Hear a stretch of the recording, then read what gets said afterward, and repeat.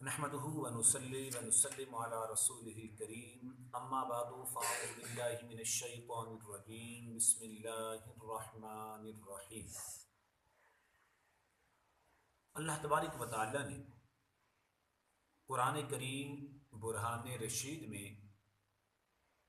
اہل ایمان جو مسلمان ہیں، جو ایمان والے ہیں،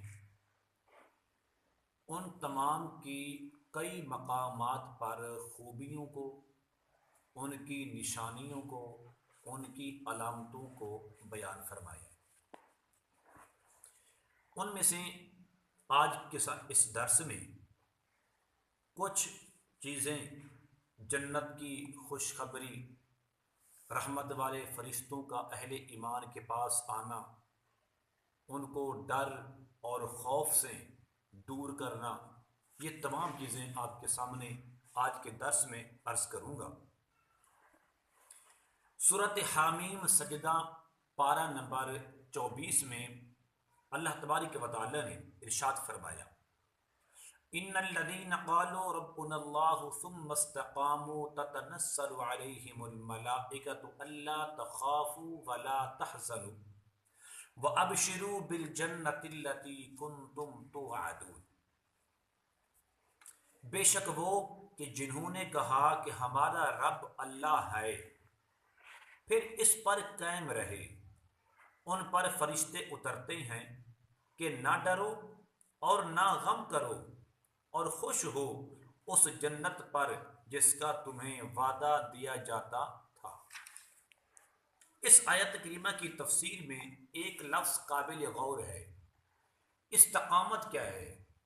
جس نے کہا کہ میرا رب اللہ ہے، اللہ تعالیٰ کی وحدانیت، اللہ تعالیٰ کی توحید، اللہ تعالیٰ کی الوہیت پر قائم رہ گیا، اور اللہ تبارک و تعالیٰ نے جس چیز کا حکم دیا اس کو کرتا رہا، اور جس چیز سے منع فرمایا اس سے رک گیا، یہ کیا ہے؟ استقامت۔ استقامت کی تفسیر کے متعلق سیدنا حضرت ابو بکر صدیق رضی اللہ تعالی عنہ سے جب سوال کیا گیا کہ اے ابو بکر، یہ استقامت کیا ہے؟ استقامت کیا ہے؟ آپ نے فرمایا، میرے نزدیک استقامت یہ ہے کہ اللہ کے ساتھ کسی کو شریک نہ کرنا۔ اور سیدنا حضرت عمر فاروق سے جب پوچھا گیا کہ استقامت کیا ہے، آپ نے فرمایا استقامت یہ ہے امر اور نہیں، یعنی امر کا معنی ہے کہ جس چیز کا حکم دیا گیا اس کو کرنا، اور جس چیز سے منع فرمایا گیا اس سے رک جانا، اس کا نام کیا ہے؟ استقامت۔ اور جب سیدنا حضرت عثمان غنی سے پوچھا گیا کہ استقامت کیا ہے، آپ فرماتی ہیں استقامت یہ ہے کہ اپنے اعمال میں، اپنے عمل میں اخلاص پیدا کرنا، یعنی کہ اپنے عمل میں وہ قوت پیدا کرنا، وہ طاقت پیدا کرنا جو اللہ کو، اللہ کے رسول کو پسند ہو، اخلاص پیدا کرنا۔ اور جب مولا علی سے پوچھا گیا کہ استقامت کیا ہے، آپ فرماتے ہیں کہ فرائض کو ادا کرنا، ہمارے ذمہ 5 نمازیں ہیں، ان کو ادا کرنا، قرآن کی تلاوت ادا کرنا، جو جو حقوق اور جو جو ذمہ داریاں ہمارے ذمہ ہیں ان کو پورا کرنا، یہ کیا ہے؟ استقامت ہے۔ آگے فرمایا کہ جب ہم اس بات پر قائم رہ گئے کہ ہمارا رب اللہ ہے، ہمارا رب اللہ ہے، ہم اس بات پر قائم رہ گئے تو فرمایا تتنزل علیہم الملائکہ، تو اہل مومن کی خوبی یہ ہے، کمال یہ ہے کہ ان کے پاس رحمت والے فرشتے آتے ہیں۔ سبحان اللہ۔ کیا آتے ہیں؟ رحمت والے فرشتے اترتے ہیں، کیا کہتے ہیں؟ اللہ تخافوا ولا تحزنوا، اب موت کا غم نہیں، اب موت کی فکر نہیں کرنی، اب موت سے ڈرنا نہیں ہے، ولا تحزنوا، اور غم بھی نہیں کرنا۔ کس بات کا؟ اولاد کے چھوٹنے کا، اولاد کو چھوڑنے کا غم نہیں، ڈر بھی نہیں کرنا، بلکہ وَأَبْشِرُوا بِالْجَنَّةِ، تم تو خوش ہو جاؤ جنت پر، تم خوش ہو جاؤ کس پر؟ جنت کے ملنے پر۔ یاد رکھیے اہل ایمان کے لیے جنت ہے، جو مومن ہے، مسلمان ہے، اور جو قرآن کو ماننے والا ہے، قرآنی تعلیمات پر عمل کرنے والا ہے، میرے آقا کی سنت کے مطابق عمل کرنے والا ہے، تو فرمایا اس کے لیے جنت ہے۔ اور یاد رکھیے کہ وَأَبْشِرُوا بِالْجَنَّةِ الَّتِي كُنْتُمْ تُوعَدُونَ، تم نہ ڈرو اور نہ غم کرو بلکہ اس جنت پر خوش ہو جاؤ، اس جنت پر خوش ہو جاؤ کہ جس جنت کا تم سے وعدہ دیا جاتا تھا۔ کب؟ دنیا کی زندگی میں، دنیا کی زندگی میں اللہ تبارک و تعالیٰ نے ہمارے ساتھ جو جنت کا وعدہ کیا ہے وہ ہمیں ملے گی، نعمتوں والی جنت ہمیں ضرور ملے گی۔ اس کے متعلق لکھا ہے کہ انسان کو دنیا میں 3 بار جنت کی خوشخبری ملتی ہے۔ مومن کو دنیا میں 3 بار جنت کی خوشخبری ملتی ہے۔ نمبر 1، جب مومن پر موت کا فرشتہ آتا ہے اس کی روح قبض کرنے کے لیے، تو فرمایا اس وقت بھی انسان کو جنت کی خوشخبری دی جاتی ہے۔ سبحان اللہ۔ پریشان نہیں ہونا موت سے، اس لیے کہ آپ کے لیے جنت انتظار کر رہی ہے۔ آگے فرمایا جب انسان قبر میں جاتا ہے، قبر اندھیری ہے، حضور نے ارشاد فرمایا قبر جنت کے باغوں میں سے ایک باغ ہے یا جہنم کے گڑھوں میں سے ایک گڑھ ہے۔ جب انسان قبر میں جائے گا تب بھی فرشتہ آ کے یہ خوشخبری دیتا ہے کہ اب یہاں پر ڈرنا نہیں ہے، خوف نہیں کرنا، بلکہ یہ قبر نہیں ہے بلکہ جنت کے باغوں میں سے ایک باغ ہے۔ سبحان اللہ۔ جنت کی خوشخبری، جنت کی خوشخبری۔ پھر فرمایا جب قیامت کے دن مومن قبر سے اٹھے گا، مومن قبر سے اٹھیں گے، تو فرمایا اس وقت بھی قیامت کی ہولناکیوں کو دیکھ کر انسان پریشان ہو جائے گا، مومن پریشان ہو جائے گا، حساب و کتاب بڑا سخت ہوگا، دن بڑا سخت ہوگا، تو فرمایا اس وقت بھی اہل ایمان کو جنت کی خوشخبری دی جائے گی۔ سبحان اللہ۔ پریشان نہیں ہونا، اس لیے کہ جنت آپ کا انتظار کر رہی ہے۔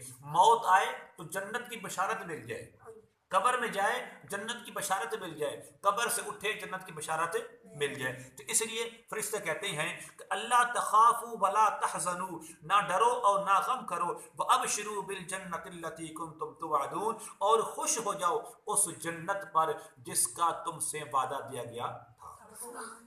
آگے فرماؤ اس سے بڑی پیاری بات، نحن اولیاؤکم فی الحیات الدنیا وفی الآخرہ، فرشتے کہتے ہیں کہ ہم تمہارے دوست ہیں، ہم تمہارے دوست ہیں فی الحیات الدنیا، دنیا کی زندگی میں، دنیا کی زندگی میں۔ اگر تم مومن ہو، اللہ کے رسول کی اطاعت کرنے والے ہو، اس کی فرما برداری کرنے والے ہو، تو فرمایا دنیا کی زندگی میں ہم تمہارے دوست ہیں اور آخرت میں بھی تمہارے دوست ہیں، ہم تمہارے ساتھ رہیں گے۔ ہم وہ دوست ہیں بے وفا نہیں ہے بلکہ ہم تو وفاداری کرنے والے دوست ہیں۔ وَلَكُمْ فِيهَا مَا تَشْتَهِي أَنفُسُكُمْ وَلَكُمْ فِيهَا مَا تَدَّعُونَ، اور تمہارے لیے ہے اس میں جو تمہارا جی چاہے اور تمہارے لیے اس میں جو کچھ تم مانگو۔